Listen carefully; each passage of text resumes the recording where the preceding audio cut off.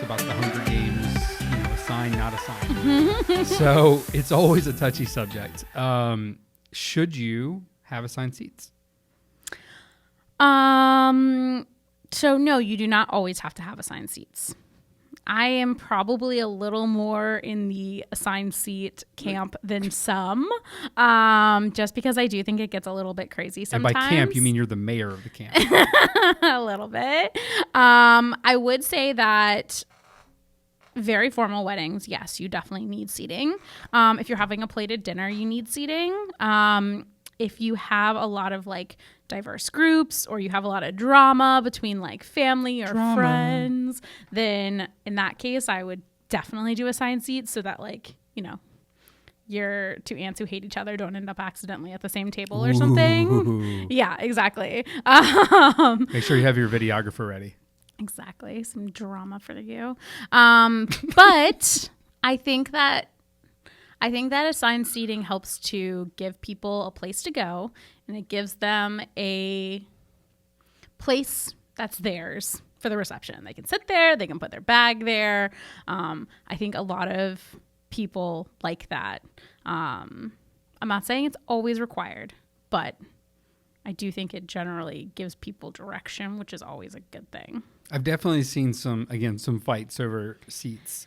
And like people like to flip their chair up and then put their purse on top or their camera or their whatever random items. If you're not doing assigned seats, then it's like a mad dash. And everybody wants to get a chair. Like you said, like they put their jacket or their purse or they flip the chair up or they want to claim that chair.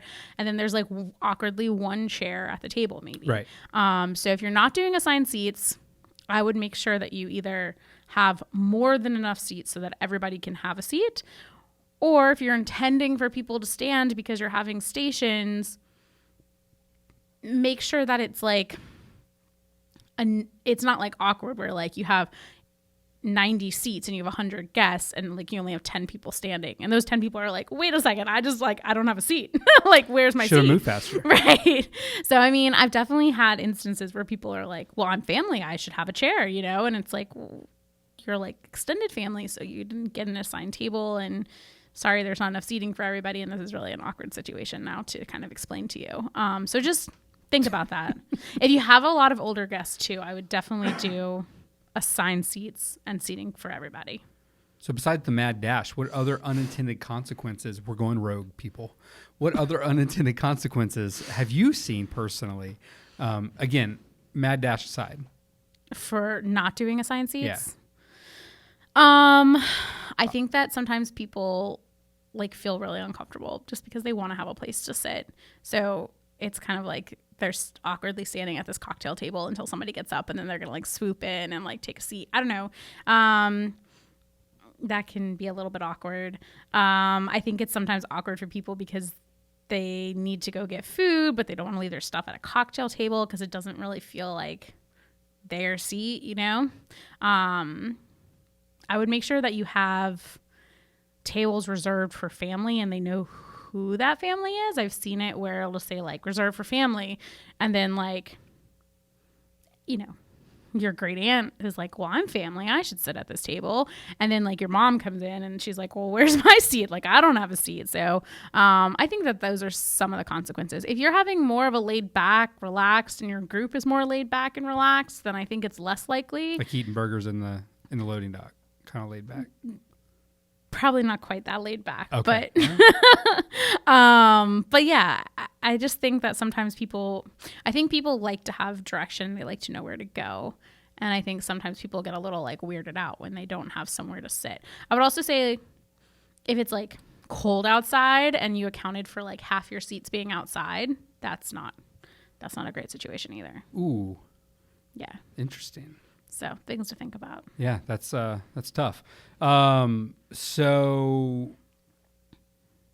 we kind of touched on a little bit of this throughout that, but like, what are the biggest differences? Between assigning and not assigning? Yeah. Organization versus mayhem? A little bit, yeah. I mean, you don't have to assign a seat. You could assign just a table and give people a table to go to, and then they can pick their seat and pick who they're sitting next to. Yeah, it doesn't feel quite as competitive. No. And it's not quite as formal if you do it that way either. So I think you can definitely do that without it being quite as much work. I mean, that is one of the benefits of not assigning seats. It's a lot of work at the end of planning. So I think that's probably one of the biggest differences. And we'll touch on that subject here in a minute. Okay. But, I guess, if you're not doing stations, but you don't want to assign seats, is that even an option for you? Yes, but make sure you have a lot of extra seats. Okay. Like if you have 100 people, I would probably do seating for like at least 115. Interesting. So that's going to add a lot of money because that's going to be at least another 2 tables. That was my next question. So how does that affect the budget? Is it just simply the venue brings out more chairs? Maybe. Oh, that was a loaded maybe. If your venue's including tables and chairs and linens, then sure. If they're including, tables and chairs and linens for 100 people, then now you're having to pay for an extra 15 people. If the venue's not providing that, then now you're having to pay for that as an extra cost, and that's going to probably be an extra 2 tables. Interesting. Because you didn't want to. I mean, it just depends. Some people don't want to assign tables because it's a lot of work. Some people don't want to. Yeah, and drama, because then you assign a table and somebody's mad because they're not as close to you. And then some people don't want to assign tables because they just want it to be more relaxed. Sometimes that is achieved with not assigning tables. Sometimes it's not. It just depends on your group. If your group's going to be like, oh, I need a seat, then it's not going to be more relaxed because they're going to be flustered. Have you ever had a mother of a groom come out and measure with a measuring tape the distance between the tables to make sure that they were equal and make sure that there was no favoritism going on whatsoever? Not at any weddings that I have planned. My company has planned. Interesting. All right. We'll leave it at that. Okay. So it sounds like everybody loves Raymond, doesn't it? I just dated myself again. Friends references, Raymond references. That one's really dated. That is dated. That's I had to reach deep on that one. Yeah.